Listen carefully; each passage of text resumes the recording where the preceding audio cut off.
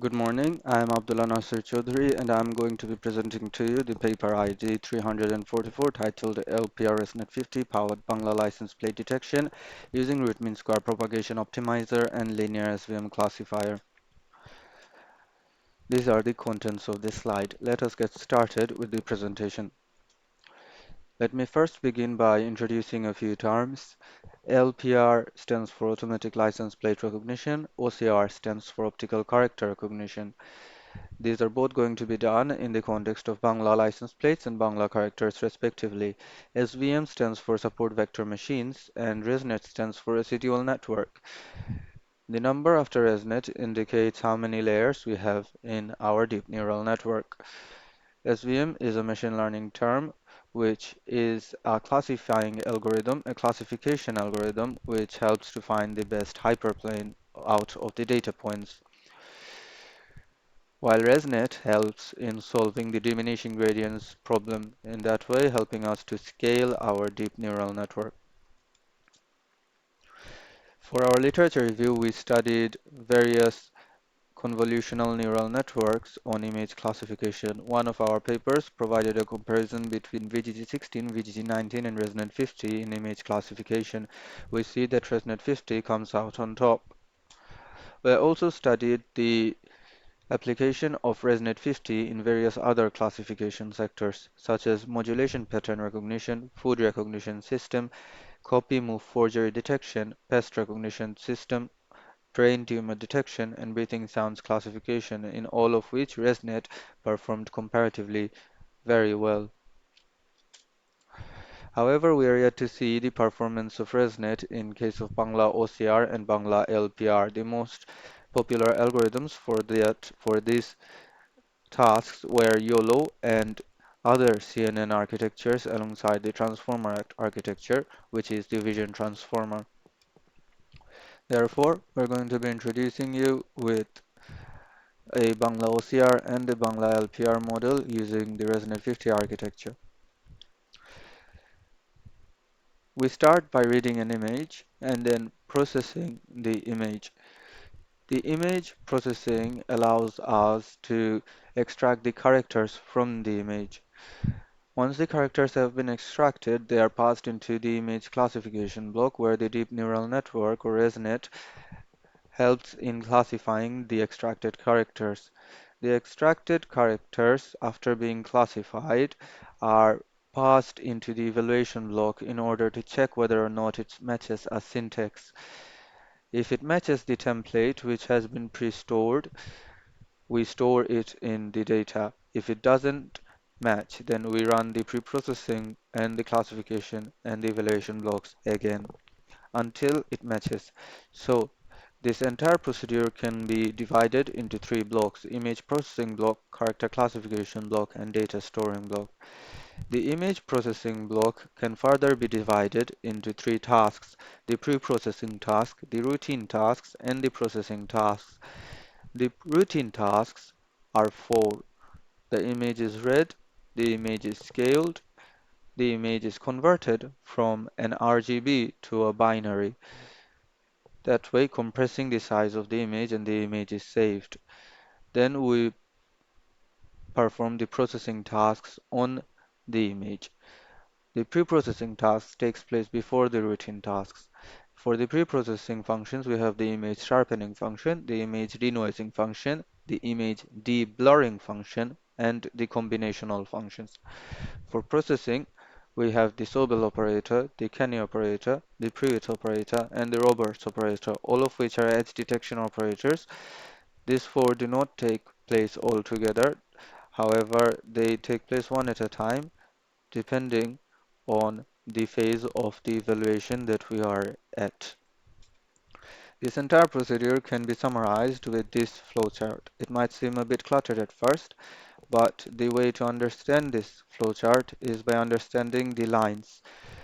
The solid line denotes the primary, the dashed line denotes the secondary, the dotted line denotes the tertiary, and so on all the way until the half dashed line, which is a conditional line. Once the image has been input, the pre-processing functions take place. We start by using the image sharpening function. and then passing the image to the routine tasks. After the routine task has been performed and the image has been converted into a binary image, the processing tasks take place. We try to detect the edge using the Sobel operator. After detecting the edges, we find the connected components bounded by a bounding box.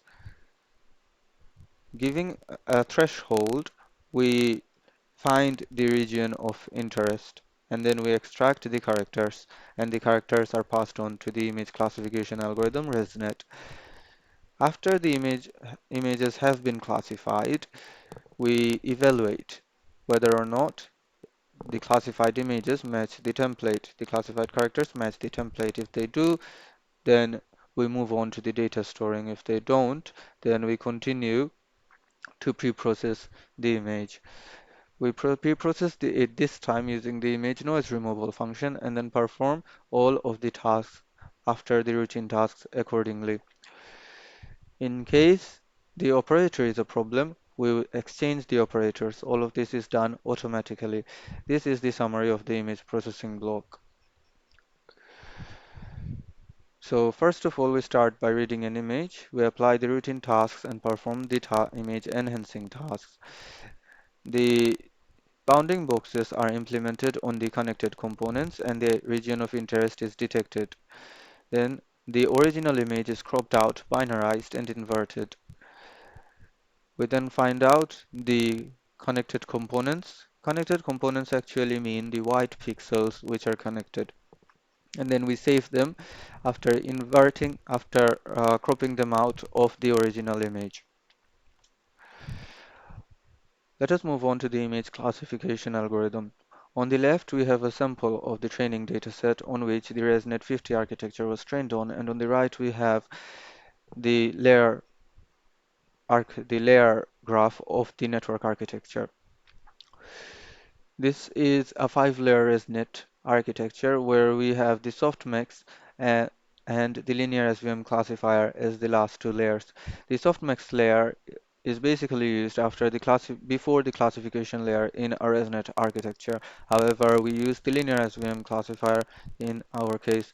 This takes the extracted features of the softmax as input and then outputs the output of an SVM classifier.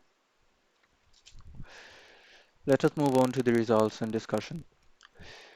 We start with using the optimizer, root mean square propagation optimizer, and we get a validation accuracy of 97.57% over a training time of 40 minutes. This is done over 50 epochs, 1400 iterations, and a validation frequency of 5. Next, we use the hyperparameter ADAM, for which we get a validation accuracy of 95.63% over 70 minutes. When we use the stochastic gradient descent momentum, we see that the training time has reduced significantly. However, the validation accuracy has dropped to 94.66%. Given the metrics, we concluded that the root mean square propagation optimizer performed the best, and therefore we selected it. We further measured the metrics accuracy, sensitivity, specificity, and precision in order to see whether or not our model was performing properly and generalizing properly. We see that our model provides a good output in all four cases, which is 100%. On the x-axis are the test categories, and on the y-axis is the percentage for F1 scores, MCC, and for the previous metrics. The percentage is 100% for F1 scores, which is used to measure the trade-off of precision over recall. And we have 100% for Matthews correlation coefficient, which was used as a metric to measure the performance of our model on skewed dataset. Our dataset was indeed skewed, which we will see in a later slide. We also calculated our error rate and our false positive rate to be very low. As you can see, the percentage of error is below 2% and the percentage of false positive rate is below 1%. We had 103 test categories. Let us move on to the discussion section. The benefits of using an SVM layer after a softmax layer are that the features can be transformed much more robustly, and the model is much more robust to outliers. The model is also much interpretable.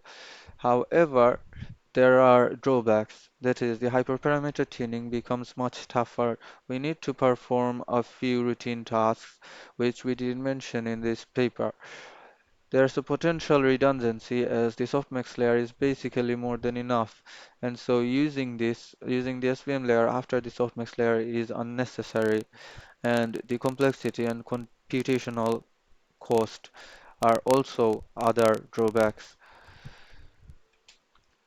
So the data summary is provided in this slide where we can see that our data set is indeed skewed. On the left we have the images per category and on the right we have the percentage of detection per category. So the images per category provides us an idea of how skewed our dataset is, and our percentage of detection, however, was good enough. We were not concerned with the images, which we did have lower data on. We achieved a novel dataset, and our algorithm for the identification of a single license plate in an image was achieved. We also implemented an SVM layer after a softmax layer. In a future study, we are going to study a comparison of other models in this field. I'd like to thank our parents for our success and our supervisor Ghulam Mahfouz Choudhury. I'd also like to thank my co-authors Fuad Ahmed Lashkar, Sammopal Samit, Ishma Mohammed Choudhury, and Mehdi Hassan for their contribution to the research. These are the reference. With this, I'd like to end my presentation. Thank you.